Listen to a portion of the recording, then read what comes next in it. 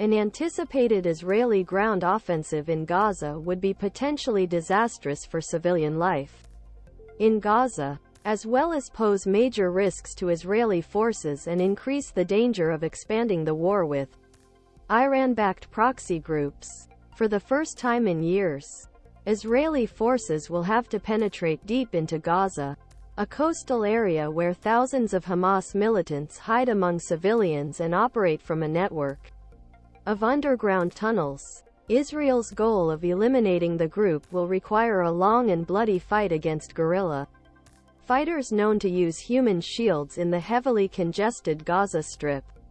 This is going to be very, very complex, said Raphael Cohen, a senior political scientist at the Rand Corporation who specializes in Middle East and defense strategy. It's not easy to eradicate all this.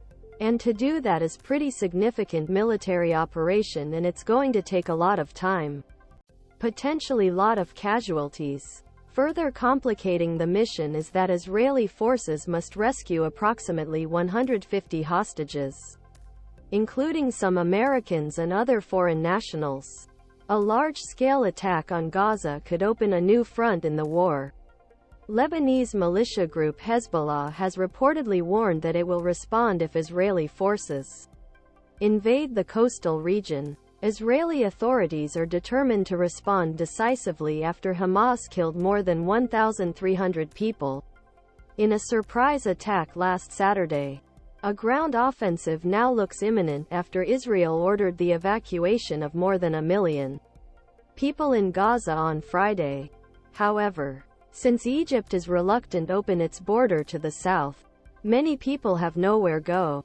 Israel has blockaded the area for years and this week cut off its fuel and electricity in a siege that has sparked warnings of a humanitarian crisis. To more here following Saturday's attack, Israeli Prime Minister Benjamin Netanyahu immediately declared war and vowed to destroy the designated terrorist group. Israeli forces spent days clearing out remaining militants and launching mass airstrikes on Gaza that killed more than 1,500 Palestinians. They also carried out limited raids on Gaza. But if Netanyahu wants to keep his promise purge Hamas, he will have send troops deep into Gaza deliver the final blow.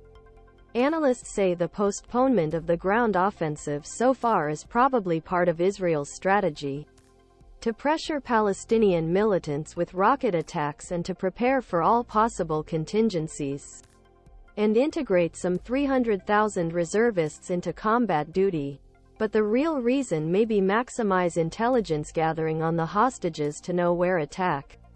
Phil Andrew, director of global conflict and crisis consultancy Pax Group, said it was important to listen, gather as much information as possible and ensure everything is in place for a rescue mission.